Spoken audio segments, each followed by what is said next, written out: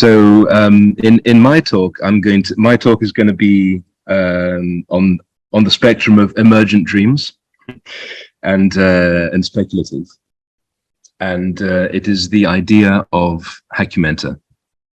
So a little bit about our backgrounds. I'm a founding member of TrojanDAO, which was an early fork of Moloch DAO, starting its operation in June 2019. We organized an exhibition curated as a DAO in Osaka Blockchain Week in October 2019. We've done work on infrastructure, and one of our interests has been token engineering, which we won a prize for in ETH Berlin 2019. We are also a member of the Uberhaus Coalition of DAOs, and recognized as a blockchain for good project by Giveth. So what is the problem that we want to address? It's that too many art fairs exist. They've been replicating the same model for 200 years. They lack innovation. They recycle the same standards of curation. They rely on traditional sources of funding, and this has not changed forever, which is public state city or institutional private art foundations. Their governance is closed. It's small and controlling teams of curators making decisions through entrenched power channels behind closed doors. And they are by default extractive. They land in cities like UFOs. They leave out the potentialities of new emerging art and processes that can be happening on the community level.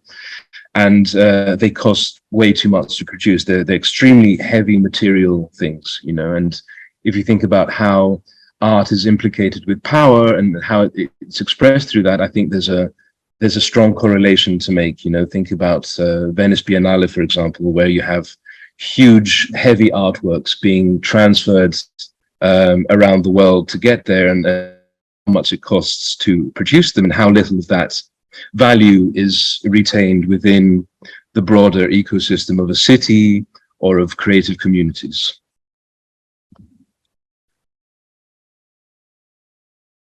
So I just want to give you an example of Documenta 14, which happened for the first time in Documenta's history between the city of Athens and Kassel, in an effort to sort of stretch out and decentralize the format of Documenta itself. But this is the sort of phenomena that leads to, you know, it starts like an interesting idea to decentralize, to move away from the power centers of art and to open up to new potentialities. But what actually happened is that we had capital controls at the time, and there was a huge scandal about curators and organizers in Documenta actually smuggling in euros in their suitcases because they couldn't use the banking system and ATMs in Athens.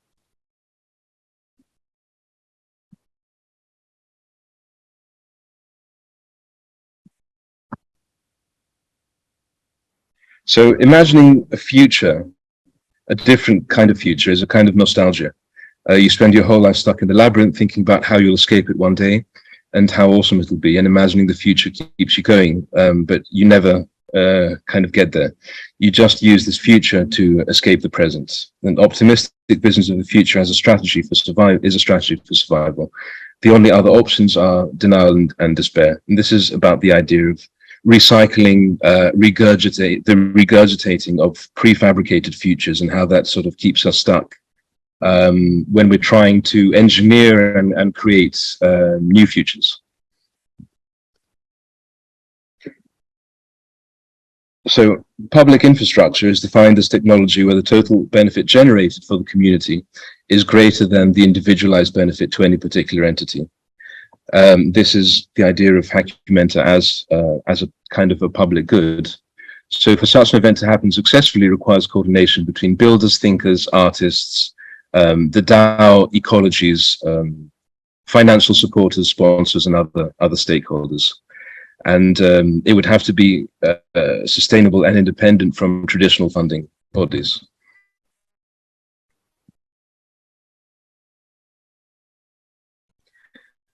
So the question that Hackumenta leads us to face is, how do we create a new model for funding a global art event? How do we distribute governance rights and access to a common pool of funds? How do we reward contributors, artists, organizers, builders, and everyone who takes part in making the event happen?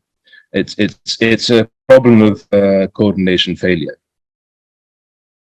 And how do we move from the grant-giving structures that DAOs are kind of built around today as the first sort of wave of successful DAOs towards a more sustainable model? So this is a very basic sort of DAO flow, whereby development grants are issued for the creation of a synergistic ecosystems of dApps for art, infrastructure that will result in collective benefit for all contributors, rolling builders and teams. And we have the idea of Hackumenta, which is the sort of playground for the more speculative exercises in connecting blockchain infrastructure with in real life. And there's an iteration loop between these two structures of building and of executing and making things in the real world. Now, this is the basic algorithm which TrojanDAO uses now as a Moloch DAO fork, which is that the percentage of the total votes are equal to the contribution divided by total value in the guild bank. It's a very, very simple mechanism in terms of mechanism design. So how do we use this this very simple algorithm to become the sort of driving force and the core of the Hackumenta ecology? So I suppose that one thing that needs to be developed in order for Hackumenta to manifest in the real world is to start supporting open source infrastructure that Hackumenta will need to connect blockchain within real life. So infrastructure that would replace and be an alternative to how things work today. So I'm thinking, for example, you know, you can't run an art event without having some form of insurance for artworks. So one element of infrastructure would be to fund what needs to be built for that.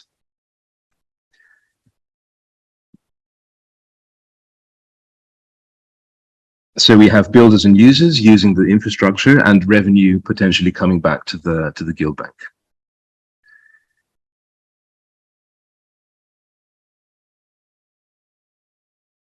So we can continue to do this and build a sustainable ecosystem of dApps for art around Hackumenta. So other necessary element of this ecosystem is guilds and working groups. And again, it's a process of voting to mint shares and contribution of work. Now, one interesting sort of addition to the Moloch DAO smart contracts is the pool. So the pool smart contract does follow on grants based on what the voters decide on how to use the guild bank funding. So the pool smart contract doesn't give voting shares, but it gives shares that reflect an economical interest. So thinking about how to adapt this very basic DAO structure for running in real life art events, this could be a way to for sponsors and financial supporters to be part.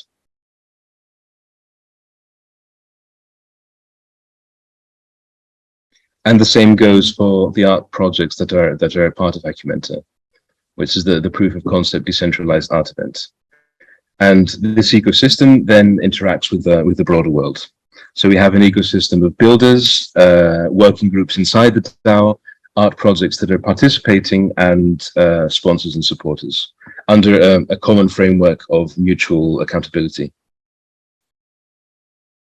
So one thing that would be very interesting to explore in terms of creating Hackumenta as a public good is the idea of changing the concept of patronage itself and looking at mechanisms like harbinger patronage, which would be a way to explore partial commons ownership in the context of Hackumenta.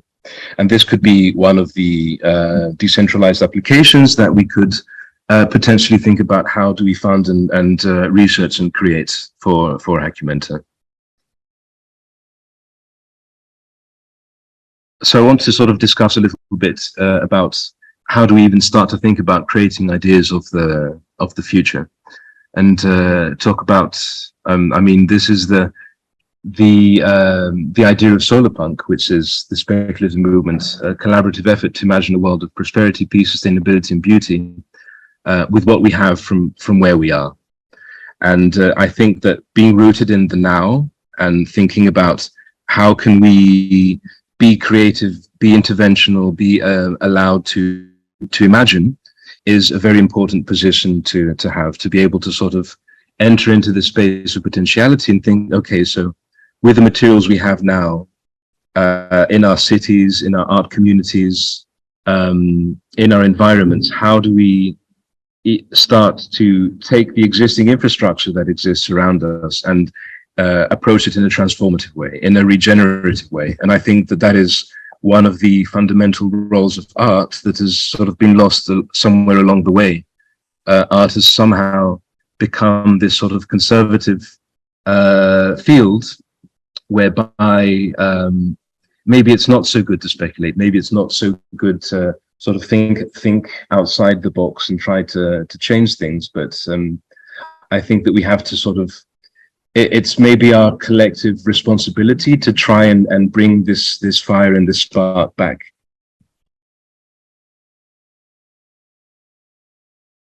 Which brings me to the concept of the hyperstructure and about using the importance of driving creative experiments that bring together art and blockchain.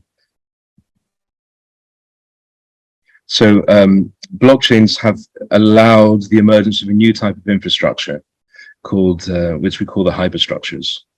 And hyperstructures take the form of protocols that run on blockchains. So what is the definition of a hyperstructure? A hyperstructure is unstoppable in theory.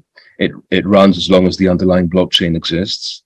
It can be valuable. It accrues value which is accessible and exitable by its owners and participants. And it is expansive. There are built-in incentives for participants in the protocol. They are permissionless, which means that they are universally accessible and censorship resistant. And they are positive sum. They create win-win environments for everyone who interacts and participates with them. And they are credibly neutral. So hyperstructures, this is, I believe, a quote by Simone de Rivière. Hyperstructures are simultaneously free for everyone to use and are extremely valuable to own.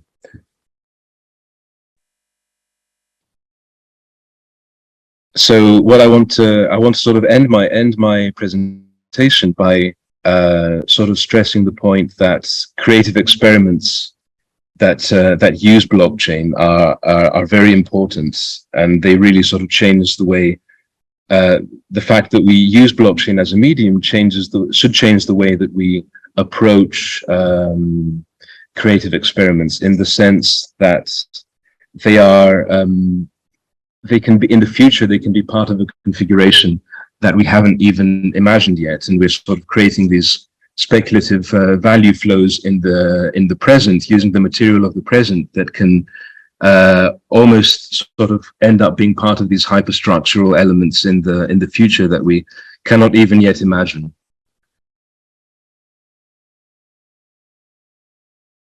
Yeah, so us being in the emergent system and sort of valuing our dynamic position within it should keep that in mind when we are using blockchain as a medium. You know, the emergent system and the dominant system are two feet of a spiral that never actually intersect.